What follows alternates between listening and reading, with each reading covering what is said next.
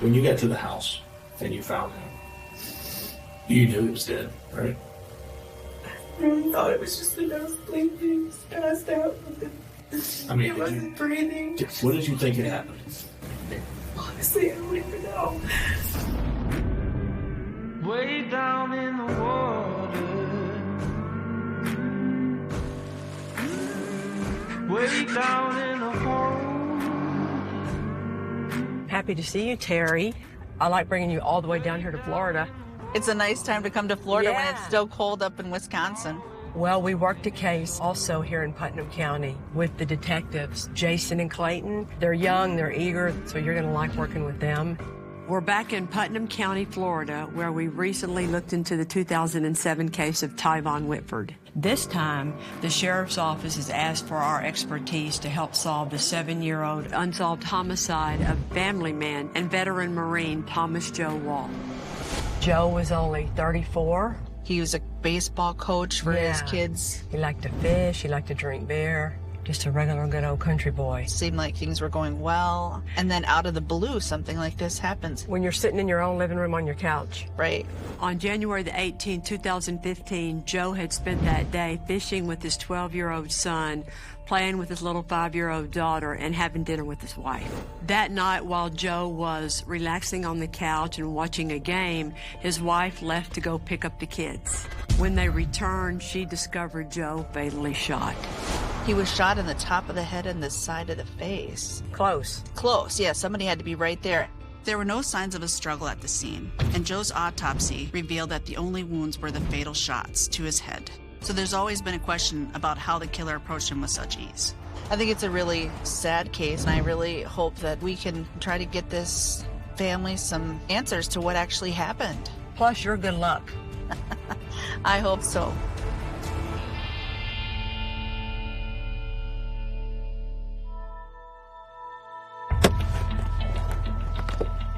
Welcome to the humidity in Florida, I Terry. know.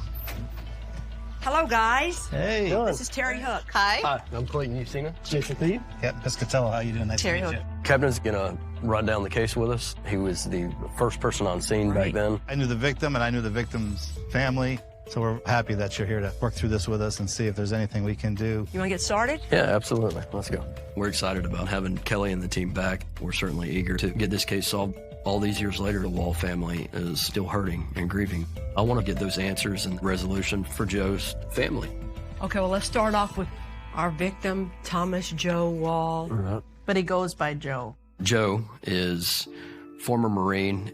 He was a hell of an athlete in school, father of 2.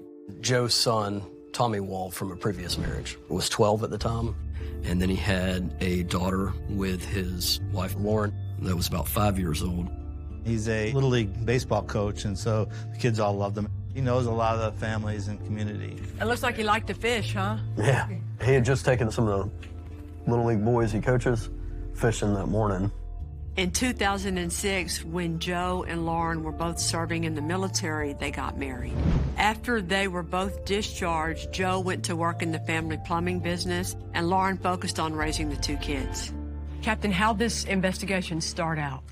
Well, on January 18th of 2015, the kids were gone to Lauren's parents' house that night, and Lauren was having a romantic night with her husband. She goes to the store. A Dollar General. A Dollar General store, correct. She goes and picks up her children. She comes back home, and when she opens the door, she sees Joe and then calls 911. 911, what is your emergency? I need somebody to come to my house, please. Do you need an ambulance or an officer? I just got home. I don't know. And when I got there, Lauren was visibly upset. We see Joe laying on the couch. We realized that he had been shot in the back of the head. There was no signs of a burglary other than the sliding glass doors were open and they weren't supposed to be open. Bullet fragments suggested that 38 caliber class rounds were used, but the murder weapon itself was never recovered.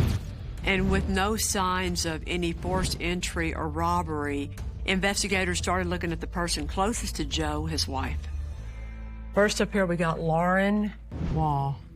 They'd been married for how long? Approximately 9 years. What do we know about the marriage? It's not happy. Troubled marriage. She's considering leaving. During her initial interview, Lauren was open about her strained marriage. And she did admit that she was having a long-distance relationship with Nick Carter. We talk all the time. You still talk? That's where I would go. That's where I was going. Nick was living out of state at the time and was never considered a suspect. But Lauren is still with him today. So if she did kill her husband, it makes you wonder if Nick's the motive. Let's talk about all the things that seem unusual before Joe was found. There was the romantic dinner. And I'm going to put romantic in quotes. Okay. Well, the other weird thing is she took the dog with her. So why take the dog? According to Lauren, she took the kids and her dog to her parents' house so that she and Joe could have a romantic dinner and work on their relationship. But if that's the case, why did she go to the Dollar General? She makes a call from the Dollar General to the house. And it's with Dollar General's phone. Yes. Right. Why use their phone? Yes. Right, when she has her own.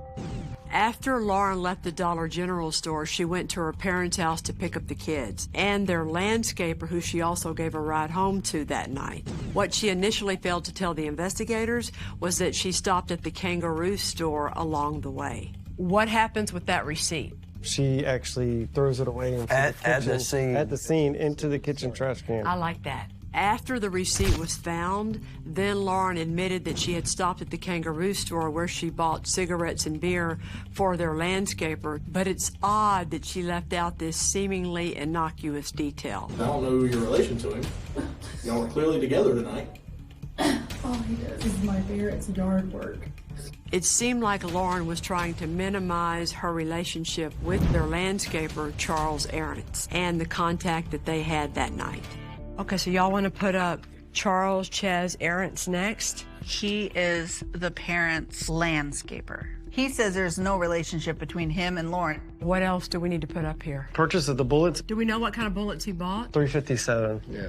Charles told law enforcement that he purchased 357 bullets for a friend to go hunting. Not only are these bullets consistent with the rounds that were used to kill Joe, they were bought just a few weeks before the homicide. Okay, so we're going to put the whole Lauren's family up here. Decide if we all believe that they had any involvement before the murder or after, if at all. Obviously, it's a close-knit family, right? That's not necessarily a bad thing. Mom and Dad immediately hires a lawyer on Lauren and the family's behalf. The very next day. And now they're together in Bessemer, Michigan, up in the middle of nowhere. The night of the murder, Lauren's parents were taking care of her kids. But in the months that followed, Lauren and her parents bought property in upper state Michigan where they still live today. So, were they trying to get her out of town for a fresh start, or were they helping her escape? Okay, so let's talk about, is there an unknown random intruder, right? Correct. What about that sliding door? The sliding door is unsecure and slightly ajar. Rumors of drug usage. Drug involved, question mark. When investigators first looked at Joe's murder, rumors started to surface that he was using or selling drugs. We'll have to see if there's any truth to these rumors and if it has anything to do with his death. That's a pretty good looking board already.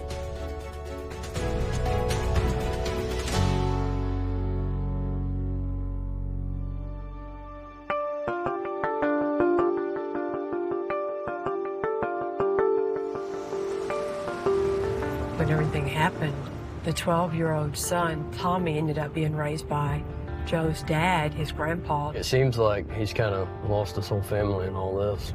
His whole life changed. 7 years is a long time to go without answers. Hi, Hello, Hey, man. Tommy? that's me. Clayton, you seen her? I'm Kelly. That's Kelly. Nice to meet you. you. When Joe was murdered, his son Tommy lost not only his dad, he lost his entire family. His stepmother Lauren took away his little sister and moved her to another state to start their new life with Nick Carter, leaving Tommy behind. Tommy has not heard from them since. Tell us about your daddy. Played sports together. I mean, I looked up to him, you know. Was he your coach? Yeah, he had me out there on the tee hitting 500 pitches every day. He's the person who helped me, you know, with homework, if I need help with homework or something like that.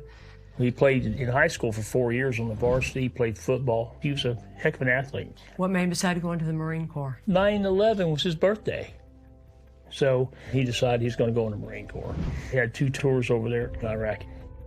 I spent like a lot of time with him. He taught me everything I knew about baseball, everything I knew about almost anything. I looked up to him I don't think I could have asked for a better dad. What do you remember about that night? Me and Dad played, I think, Madden on the PlayStation for a little bit. And then we left and we went to Lori's house, which is me, my sister, and my mom. It feels weird calling her mom. It's okay. Lauren leaves for a certain amount of time, and then she comes back, and then we went home. I was going to get out of the vehicle, and Lauren told me no. She said not to get out of the vehicle and just wait with my sister. She never told you to stay in the car before. She's never told me to stay in the car. I waited. She walks up to the front door, drops her groceries, runs inside, comes back outside, and then from there it's kind of a blur. I'm extremely upset at the time, not knowing what's going on, and the only thing I can think about is keeping my sister calm and keeping her okay. Sorry. I was so upset the entire time, and I couldn't understand why my sister was going somewhere else. Like, it's ridiculous. I haven't seen my sister since I was like 12. Like, I mean, I spent like every day with her. She said that I was her favorite person. Well, we're doing all this for you, you know, and for you, but mostly for you, okay? We're going to try our very hardest, okay? I want you to know that. We'd like to see closure in it. How about justice? Yeah. I don't believe in closure. Closure means that you get your son back. Let's just hold accountable whoever did this.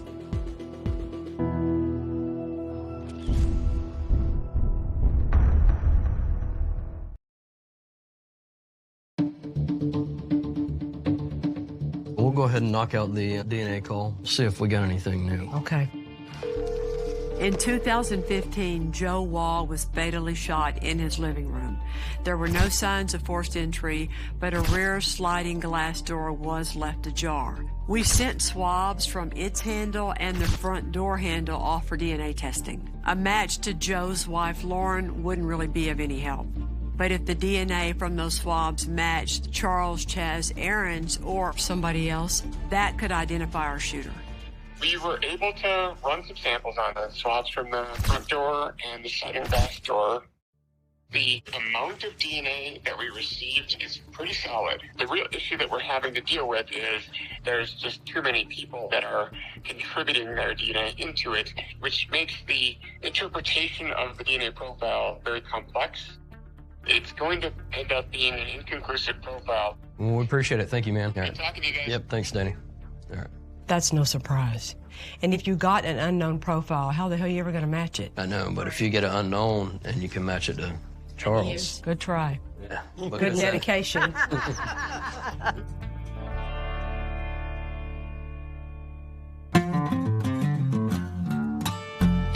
It's disappointing that the DNA results came up empty, but cold cases are rarely that easy. We're hoping this is Mike Whipple. So now we're going to hit the streets and start talking to everybody that we can find in Joe's world. Hey, Mike. I'm Detective Theda with Putnam County Sheriff's Office. We want to learn all that we can about Lauren and Joe's marriage or any problems Joe might have had with anyone else, including this rumor that Joe might have been involved with drugs. We just wanted to pick your brain from what you can remember in the Thomas Wall homicide. What kind of guy was he? We hung out quite a bit, went fishing a lot. He was always a good guy. I mean, he'd give you the shirt off his back if you wanted it. It really broke my heart when we found out. It's because of him that my youngest one is where he's at in baseball. He's got a scholarship riding for Oklahoma University. Okay. Do you know if Joe was into drugs or selling drugs or anything like that? No. No. Because I wouldn't have let my kids around that had I suspected anything like that was going on. Was he a drug user or was he selling drugs or? No. I was around him quite a bit. Did he have any enemies that you're aware of? I don't know who would be his enemy because the guy would help anybody that needed help. Okay. It sounds like all these rumors about Joe being involved with drugs were simply that, just a bunch of rumors. Do you know what the relationship was like between Lauren and Joe? He was really into Little League and supporting his kids. She never came to the ball field. Like, the couple of times that she did come around, there was like no hug or a kiss or something like that. There was no interaction between the two of them.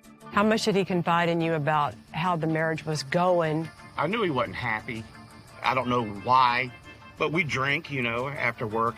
He'd start, getting sad. I remember him telling me that she got kicked out of school because she wasn't going. and then him trying to figure out why she was acting like she was still going. And why did he think that was? He pretty much believed she was running around on him.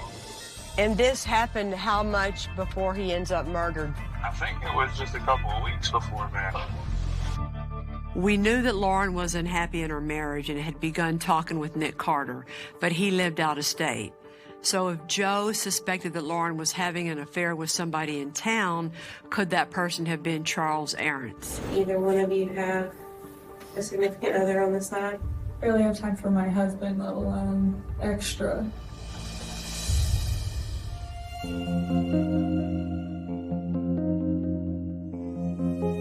Hello, I'm Terry. Nice to meet you, Ruth. Joel, nice to meet you. Joe's brother Ray and his co-worker Joel were close to Joe and Lauren at the time of his murder. Hopefully they'll have some insight into her behavior.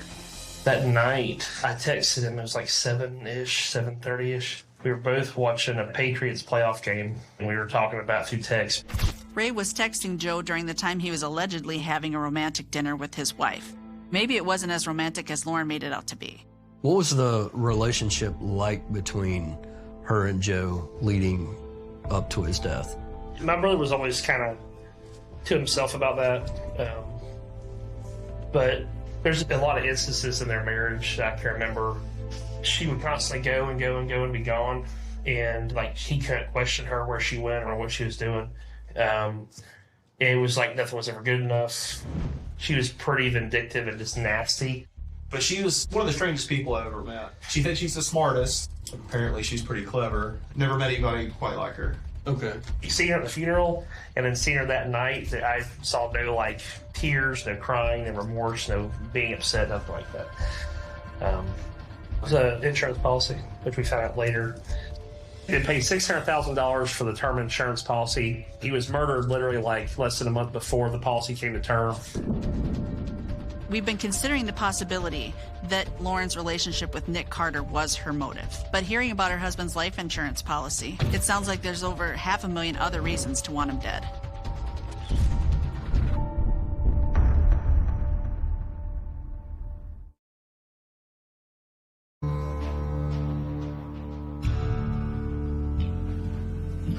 You got lots of stuff today, Eric. Afternoon, how are y'all? Good. How are you doing? We have two potential motives for Lauren to have wanted her husband dead: love and money. But we still have questions about the relationships in her life, especially with her family landscaper, Charles Chaz Aarons. Ready to get started? Yeah. She's always minimized their relationship, but maybe phone records can tell us if there's more to it than she's letting on.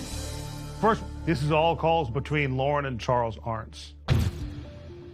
12/30/2014 through 1/18. You've got a lot of calls. Wow. So the 3 weeks leading up to the murder, she called Chaz a lot. Yeah, that stands out to me, 110. I mean, 23 minutes with your landscaper? They had that long one on the 14th. 46 minutes. That's a lot of talking.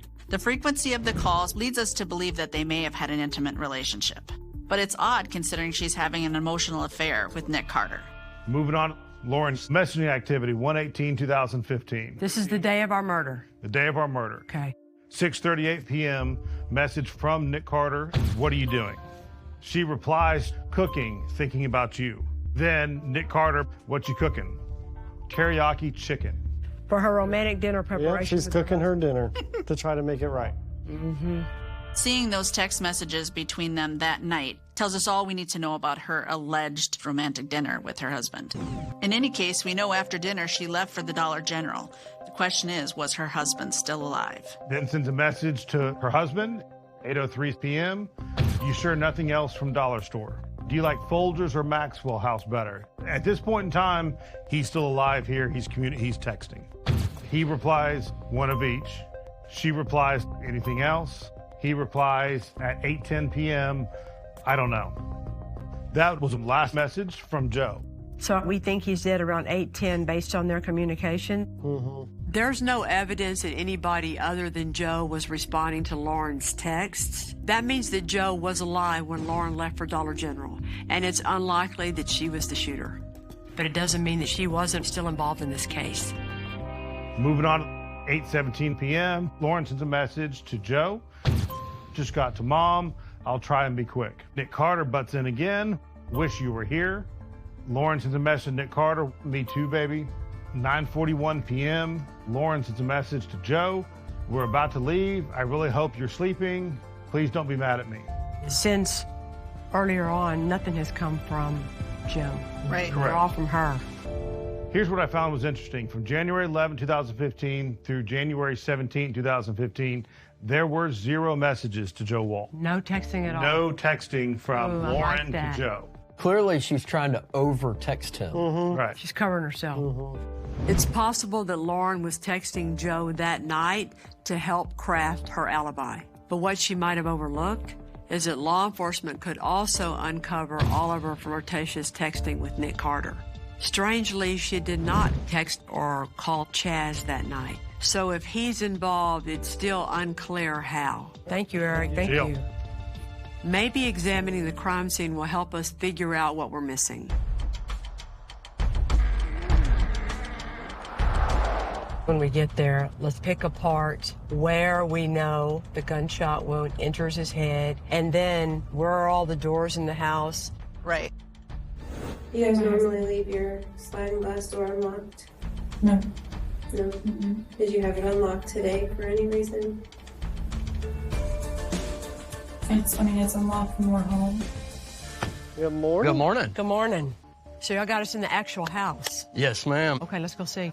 There were no signs of a struggle or any defensive wounds on Joe, suggesting that Joe either didn't see his killer or had no time at all to react. Here's our living room. So how was he approached? And what does that tell us about his killer? The trajectory of his wounds should give us some answers. We know he's found on the couch. Get down there. Now, he's watching TV. Okay, so now let's talk about exactly where we think the entry wound is. I think the first shot goes like right here, and it goes diagonally down chest. here, and he slumps over like that, and now he hits him again. And then the next one is right there. It's the one that came out of his mouth. Yep. Based on his injuries, it appears that Joe was sitting upright when he was shot. Being a former Marine, you think that Joe would defend himself if he saw someone enter his home with a pistol or a rifle. If you shoot from here, you can't even make the first shot. No. You're shooting back. Now doing this, no. It's not the angle. Totally. Considering the angle and trajectory of the wounds, it appears that a shot from the rear sliding glass door doesn't work. What about the front door? You come through the front door. No way. You can't make the angle of the shot. Well, yeah, you can't shoot him from over. And he's not going to get the time to walk around and do it from the right direction. A shot from the front door doesn't work either. This leaves us with an even more sinister scenario. Joe's killer was already inside the house. If somebody helped Lauren, Chaz or whoever, the only door is here, and here's Joe. You can slip Chaz in our door right here in the garage. If you remember from the crime scene photos, this was just packed full of stuff. That's why I think he could hide in here, because it was a mess. So you have somebody hiding out in here. You come out of this room, you come around this corner, you make your shots. We can't say for sure how or when Lauren might have let Charles into the garage, but it's possible he was lying in wait for the right time to strike. And with this scenario, you have to wonder if Lauren got the dog out of the house that night because it may have warned Joe. Clayton, go in the garage and then come in.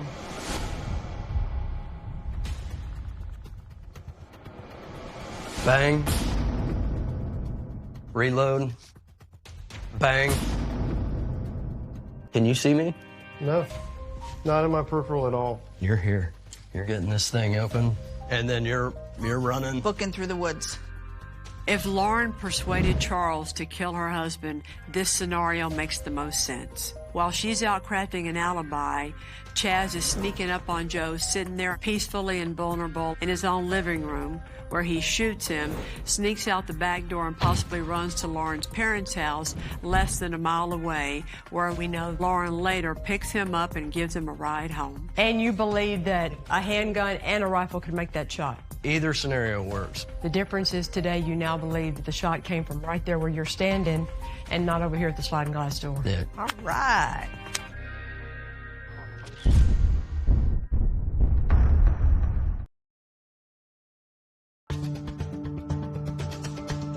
Ooh, that's him right there. Right there he is.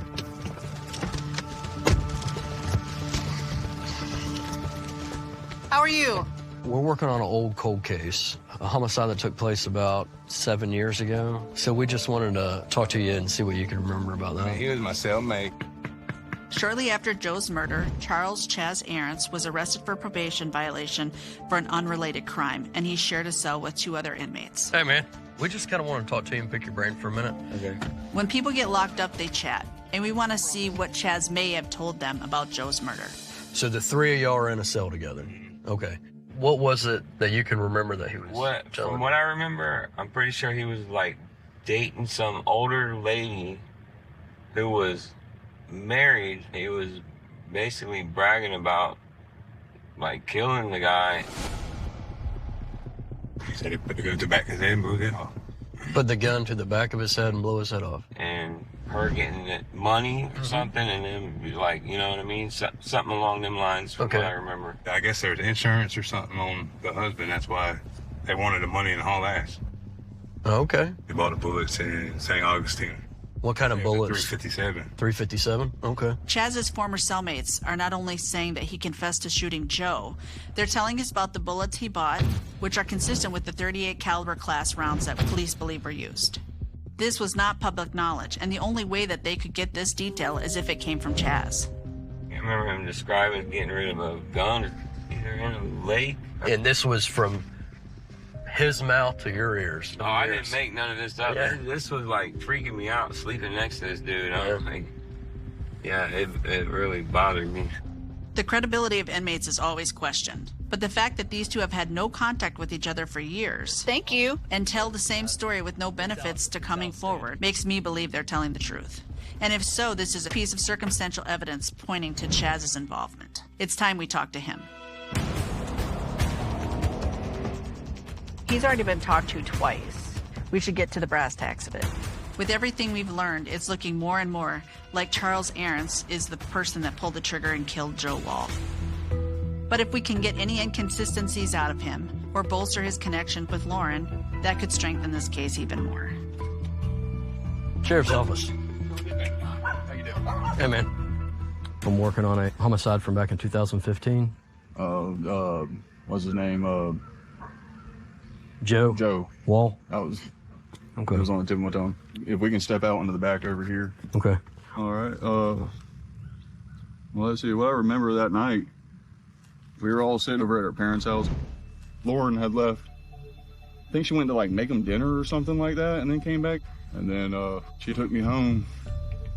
Man, that's really all I remember from the night, honestly. Okay. What about your and her relationship? Nothing ever happened until probably like a year after and everything. Pretty much from the day the homicide happened to several months afterwards, you were with the family nonstop, correct? Not nonstop. I'm sorry, I'm going to move this. I got this. Yeah, no, you're fine. Charles seems agitated and can't sit still. He's swatting bugs and wiping sweat from his brow. It really isn't that hot, and it really isn't that buggy. After everything went downhill and all this happened, I ended up staying there, and that was my rent, was keeping up the place, you know, paying the electric bill and keep the grass mowed. Anything ever suspicious of Lauren? I mean, she's an unusual person, but nothing really rung out to me that said that she had anything to do with it. Whenever she was going through the stuff with the life insurance policy, I guess she settled for a lot less than what the insurance payout was. And did she give you any of it? No, hell no. What about bullets in St. Augustine? So my buddy's dad had a .357 lever action, and whenever I'd go hunting, that's what always got used. So that's what you bought the bullets for? Yes, sir. I don't see your motivation to do this unless it's on her behalf. I didn't do this. I am not involved in this. There is a lot of stuff that points right back to you. Buying the bullets. And then people in the jail that are saying that you're making comments to them. Yep. That don't look too good, does it? It doesn't. And you want to say it. I know you want to say it. I can see it in you. I can see that you want to tell us the truth. You want to tell us the truth, Chaz. I want to tell y'all something that's going to save my ass. Okay. I'm sitting here You searching. know I'm the truth. I'm sitting here digging through my brain trying to come up with something, and I can't. You know I the don't- truth. Do you think I knew what I was getting myself involved with whenever I got her? Do you think that I knew I was going to be freaking facing a murder investigation and all this shit? And I- an old man was going to get killed and all this? No. Dude, like, I was just dirt f***ing broke and wanted to fish and talk to a cute girl and drink beer, and that's it, man. What did they tell you to do with a gun? Don't know what the f*** you're talking about, dude. I didn't get rid of no gun. I didn't kill anybody. I did not have any involvement with killing him. You're not believing what I'm saying here, so I really don't feel like this conversation is carrying any more progress. Charles is answering all of our questions, but there's just too many odd circumstances surrounding him that he can't explain. Guess I'll be seeing you shortly. Sorry, I couldn't help. All right, take care of yourself, Charles. And from my experience, the signals that Charles is giving us are speaking louder than his words. The mosquitoes aren't bothering us, but they're bothering him. Yeah, they've ate him up because he's pouring sweat. I mean, his arteries are sticking half an inch out of his neck. Obvious indicators that people give off when they are nervous about something.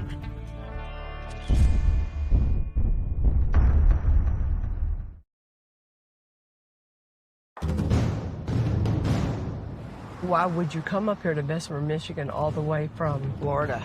A whole family. Yeah. They all come back to the same address. And I think that that's odd. In the months that followed Joe's murder, Lauren and her family moved to a small town in Upper Michigan. She's been bunkered down there with them and her boyfriend, Nick Carter, ever since. This is it. This is their little compound. Those little tan buildings. Right. Oh, turn your camera on. Got this stuff. The day after the murder, Lauren's father, Mike, hired a lawyer for the whole family. Law enforcement has always believed that Mike knows more than he's letting on. Maybe if we catch him off guard, he'll reveal some clues that he was involved. How you doing, Mike? Detective T with the Putnam County Sheriff's Office. Do you mind talking to us, though? I would love to. Awesome. Take us to Sunday. Take us to the day of the murder. Y'all all have a dinner together? I don't recall. I'm sure we ate something because we're a family. I mean, we're tight-knit. Obviously, we're tight-knit. Is Chaz part of the family? No. So how much was Chaz around? Did he work for you? Did he do stuff for you? Yeah, or like what? He did yard work I couldn't do. I mean, I'd get... Did you pay him? Did you pay him for it? I kicked him a few bucks, lunch money. You know, got him some cold drinks. Did he ever spend the night or just kind of hang out? Nah, it's Not really. day thing. It'd be like once a week he'd come cut the grass or do something odd for you, or Just no? odds and ends, he'd stop by.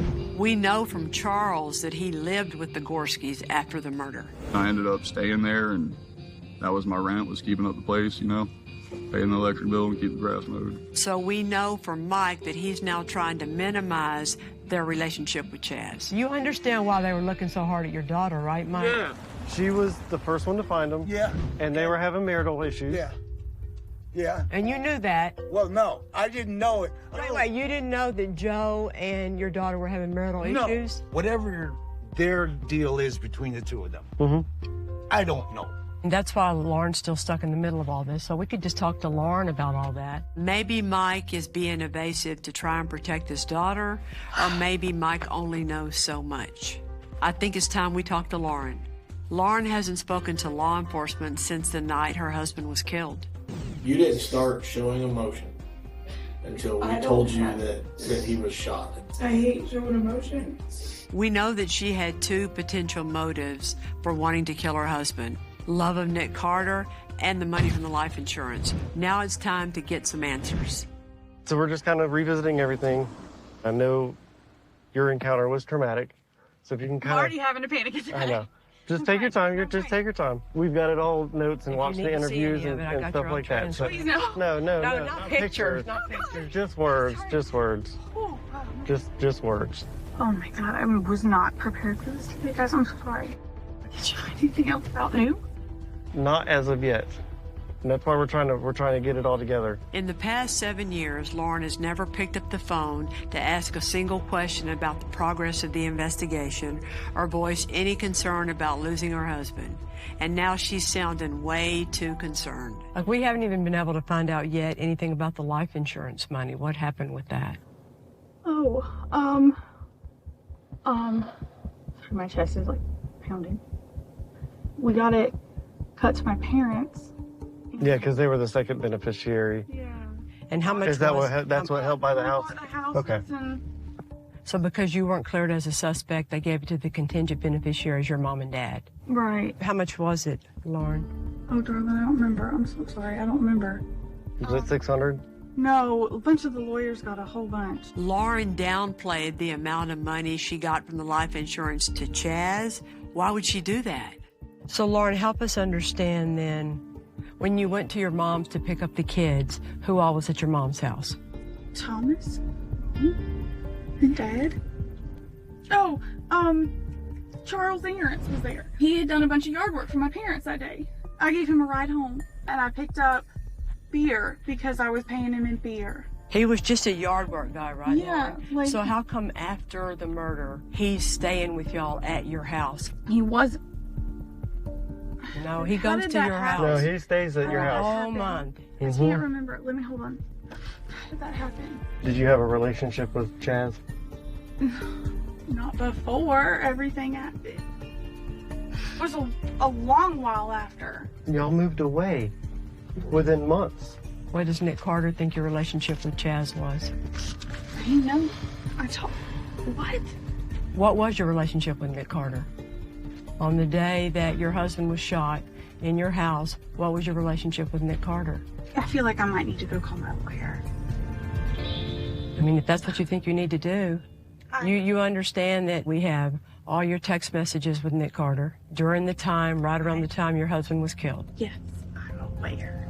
It looks That you were disgusting. That you were telling him that you were Disgusting. that you were Joe going and up I there.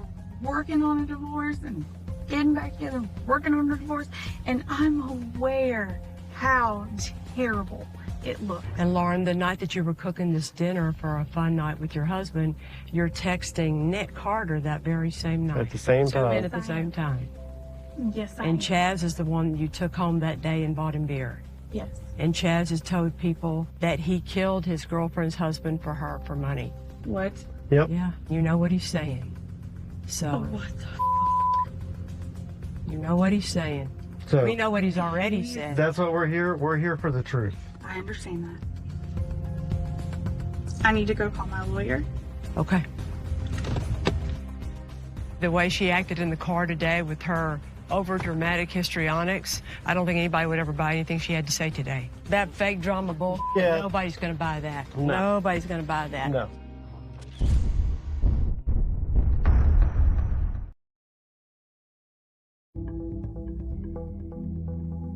Ooh. Well, good morning, guys. Good morning. One more day, boys. We've had a productive week and we're feeling good about our case. Now we need to review everything we've learned and determine the level of involvement of our suspects in the murder of Joe Wall. What do we think about everything? There's no way it can be an unknown random intruder. Yeah, I agree. We haven't found anything about him using drugs. Was he selling drugs or? No, I was right around him quite a bit. I wouldn't have let my kids around that had I suspected anything like that was going on. Home invasion, your point of entrance, you're not going to be able to make the shot to the back of the head. If you shoot from here, you can't even make the first shot. It's not the angle. Okay, so with all that in our heads, can everybody agree that unknown random intruder is X'd off the board? Yes. Okay. Correct. Okay, so now we got the Gorski family up here. Do we think that they had prior knowledge and were involved in the planning or accessory after the fact? No. To me, it looks like that's our daughter. We want to protect her. There's nothing that would suggest involvement or accessory after the fact. I say cross them off. Jason? Yeah, I'd cross off. Yep. Okay. So, Chaz, what do y'all think about the other inmates now that you've met them in person? I think their stories are truthful because, first of all, they didn't have to tell the story because they were already out of jail. Basically bragging about, like, killing the guy. Lauren, from the very beginning, didn't even acknowledge his existence. Yeah. And then she minimized it. And even 7 years later, they're still lying about Chaz. Odds and ends, he'd stop by. He was just a yard work guy, right? Yeah. What's your thinking on Chaz's involvement in this case? I think there's a lot of evidence against the shooter. How about you, Jason? I think all the information and the facts that we found kind of point in that direction. Terry? So do I. You want to tell us the truth, Chaz? I want to tell y'all something that's going to save my ass. Okay. On our left board, dedicated to Lauren, I really feel like in a murder for hire, the person that's the hirer, who's the instigator who wants it done, is even worse than the trigger man. She sets up this special romantic dinner that takes like 1 hour. And she's texting her lover while she's planning the dinner. That is true. Yes. Well, what about the fact that she tells the kids to stay in the car? She said not to get out of the vehicle and just wait for my sister. She never told you to stay in the car She's before. never told me to stay in the car. She's the one that has access to the house. There's no forced entry. Going above and beyond to try to culminate an alibi. Lauren sends a message to Joe. We're about to leave. I really hope you're sleeping. Please don't be mad at me.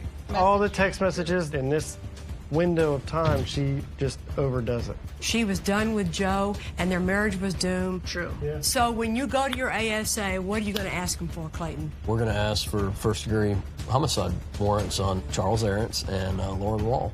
Nice. Jason, you feel good about it? I do. I feel good. Great.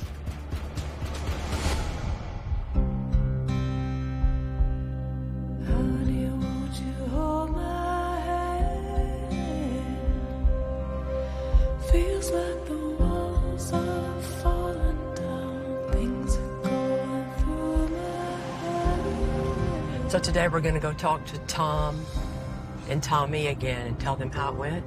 You excited? Yeah, we'll talk with them and tell them, you know, where we sit with the investigation. Detective Usina set up a meeting with the state's attorney to run down the case. Welcome back.